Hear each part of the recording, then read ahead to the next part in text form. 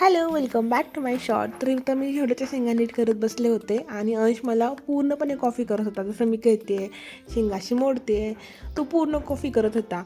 Next morning मी काय केलं, तुझं नाक पुसलं रुमाला आणि तो नंतर सेम तसंच करायला लागला. रुमाल घ्यायचा, नाक पुसायचा आणि माझ्याकडे रिटर्न द्यायचा. त्याच्यानंतर आम्ही गेलो ह्यांच्या फ्रेंडच्या लग्नाला.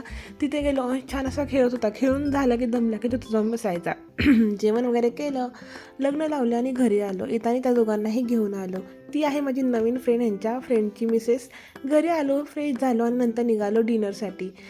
आणि इथे हे बघा, त्यांचा फ्रेंड आणि त्याची मिसेस. मी तिला म्हणत होते की पटकन प्लीज बेडरूममधला रडा पूर्णपणे इग्नोर करा, कारण लग्नावरून थकून आलो होतो आणि तसंच नंतर डिनरसाठी निघालो होतो.